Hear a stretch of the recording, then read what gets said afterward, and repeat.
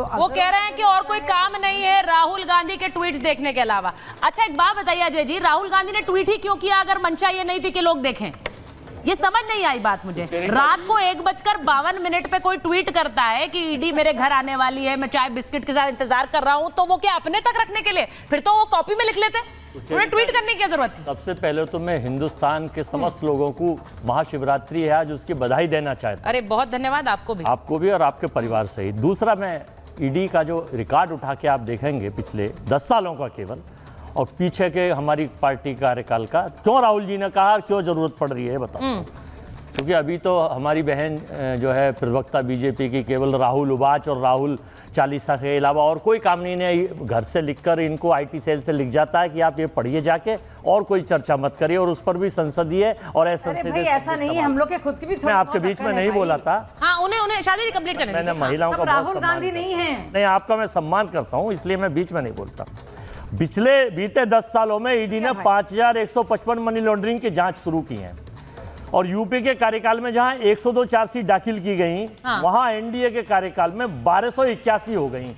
ये जब महत्वपूर्ण बात पूरे संसार को ये पूछता है, संसार की ये बताएं आप ईडी साहब और मोदी साहब और बीजेपी की सरकार साहब, कि जब शुभेंदु अधिकारी का नाम ईडी पोर्टल से गायब हो जाता बीजेपी में आते ही, जब आसाम के मुख्यमंत्री का नाम गायब हो जाता है ईडी पोर्टल से आते ही, अजीत पवार का नाम गायब हो जाता है आपकी पार्टी में आते ही। अरे अजय जी, ये बातें तो आप कितनी बार कर चुके हैं। नहीं, ये बताइए कि राहुल गांधी को आप भाजपा के लोग और मोदी जी, पंडित जवाहरलाल नेहरू और कांग्रेस 5000 बार करते हैं, तो मैं 5 बार भी नहीं कर सकता। सुचेता जी, इस पे एतराज मत करिए। नहीं, मैं एतराज नहीं कर रही हूँ, मैं ये कह रही हूँ आपने शुरुआती अपना वक्तव्य में ये कहा कि ये इन्होंने सिर्फ नजरें राहुल गांधी के ट्वीट पढ़ते रहते हैं। अरे भाई पढ़ेंगे तो है लोग। मेरा जो है, आप लोकतंत्र का हनन मत करिए, मुझे अभी मौका दीजिए। अगर अपोजिशन में है हम तो सरकार का पार्ट है, ठीक है, उनको मौका दीजिए, 10 हमें भी दीजिए। तो मैं ये बताना चाहता हूं कि ये केवल इनके यहाँ आते जो मोदी नामक वॉशिंग मशीन में उसमें धुलकर सारे भ्रष्टाचारी, चाहे शिवराज सिंह व्यापम हो,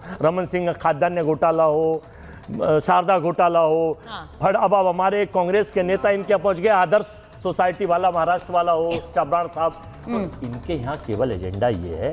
केजरीवाल साहब को अभी तक कोई साबित नहीं कर पाया, जेल भेज दिए। चुने हुए मुख्यमंत्रियों को जेल भेजते हैं, ऑपरेशन लोटस चलाते हैं, चुनी हुई सरकार गिराते हैं, लोकतंत्र को रक्त रंजित और कलंकित कर रहे हैं।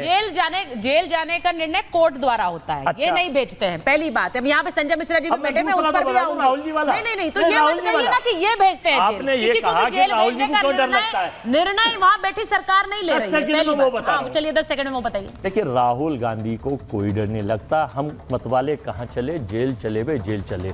हम महिलाओं की अस्मत बचाने के लिए, नौकरी युवाओं को दिलाने के लिए, गरीबों की लड़ाई लड़ने के लिए जेल नहीं। अगर हमें आप सूले पे लटका दे मोदी सरकार और ये सरकार और उनके अनुयायी और उनकी 6 सहयोगी कंपनियां, उनके मुखौटे चेहरे और सेल कंपनियां, तो हम उसके लिए भी तैयार थे, हैं और रहेंगे। ये कांग्रेस की नींव है और इसी पर बिल्डिंग खड़ी हुई है। अच्छा, जहां वो कहते हैं कि भाई जहां पर आग होती है वहीं पे धुआं होता है। अब दूसरी बात ये है कि अवधेश जी, ये जो बात कही जा रही है, राहुल गांधी ने तो कहा ईडी आने वाली है, और उसके बाद 2 कदम आगे चले गए उनके सहयोगी। तो मैं भाटी जी के पास आऊं और अवधेश जी से पूछूं, लेकिन उससे पहले एक बार जरा वो बाइट भी सुनाऊंगी। लेकिन संजय मिश्रा जी, जरा ये भी बता दीजिए कि आपके नेता जो अरविंद केजरीवाल हैं, उन्हीं की राह पर चल रहे हैं क्या? एक्स पर पोस्ट कर करके बता रहे हैं कि भाई आने वाली है, ईडी आने वाली है। वहां तो वाकई आ गई।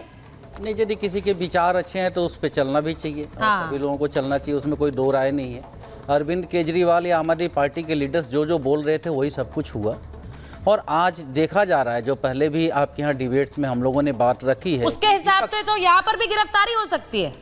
उसके हिसाब से तो यहाँ भी गिरफ्तारी हो सकती है। सिर्फ राहुल गांधी मुद्दा नहीं है। जो आवाज नरेंद्र मोदी और इस सरकार के विरुद्ध होगा, जो जनता के लिए आवाज उठाएगा, और यदि वो आवाज बुलंद है तो उस आवाज को बंद करने का प्रयास किया जाएगा। उसका सबसे बढ़िया है ईडी।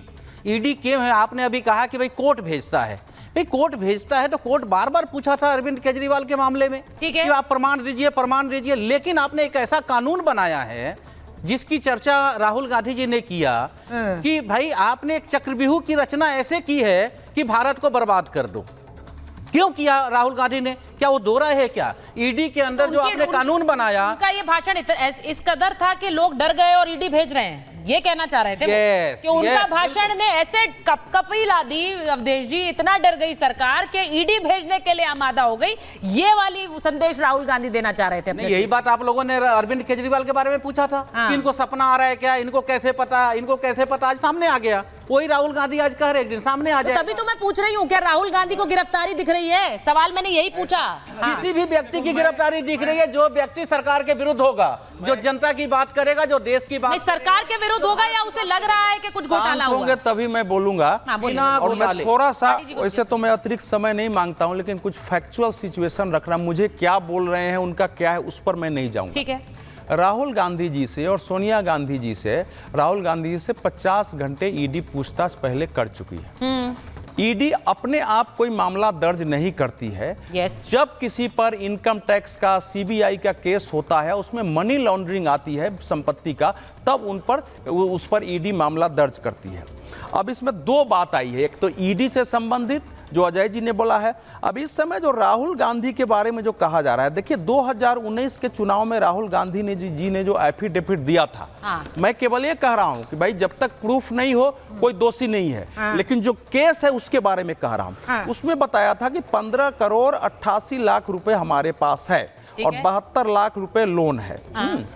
और उन्होंने 2014 में बताया था कि हमारी संपत्ति 9 करोड़ 40 लाख है, 72 लाख रुपए का लोन है। 2014 में भी 72 लाख और 2019 में भी 72 लाख। अब जो उन लोगों पर आरोप है, आप जानते हैं कि इनकम टैक्स ने उनका जो 2011-12 और 2012-13 है, माता और पुत्र दोनों का, उसके बारे में एक मुकदमा किया हुआ है। ठीक है। इस पूरे मुकदमे में राहुल जी के लिए 6 बार सुप्रीम कोर्ट इनके वकील जा चुके हैं और 6 बार में सुप्रीम कोर्ट ने इनकी बात नहीं स्वीकार की। इनकम टैक्स में इतना ही कहा कि ठीक है, आप पर कार्रवाई नहीं होगी लेकिन जांच जारी रहेगी। ठीक है। जब नेशनल हेराल्ड के मामले में हुआ कि आपको जमाना, माने आपकी अरेस्टिंग नहीं होगी, ये 2 से अरेस्टिंग से है, कार्रवाई से इन पर अभी तक का। तो यही मैं कह रही हूँ अवधेश जी कि राहुल गांधी को पता है कि इस मामले में जांच जारी है। अब ये दाव पहले, ये क्या इस वजह से दाव चला जाता है कि अगर कार्रवाई हो तो आप पहले ही कह दें कि देखिए मुझे तो पता था ये कार्रवाई होगी। आधा फैक्ट है, देखो आधा। मैं एक बार एक ब्रेकिंग बता दूं अवधेश जी, आ रही हूँ खबर, ये आ रही है निशिकांत दुबे केंद्रीय, उन्होंने आरोप लगाया है, उन्होंने कहा कि ईडी भ्रष्टाचारी पर ही छापे, अगर भ्रष्टाचार किया है तो ईडी छापा मारेगी, और अगर भ्रष्टाचार नहीं किया है तो ईडी छापा नहीं मारेगी। वायनाड में अपनी विफलता से ध्यान भटकाने की कोशिश कर रहे हैं राहुल गांधी। अब वो कह रहे हैं कि विफलता, आप वायनाड में विफलता रही, वायनाड में जो कुछ हो रहा है उसके बाद आपने पहले कह दिया आप जा नहीं रहे हैं, उसके बाद आपको समझ नहीं आया क्या बयान दें, उस पर चर्चा हो रही है, उसकी विफलता को एक किनारे करने के लिए आपने ये बयान दिया।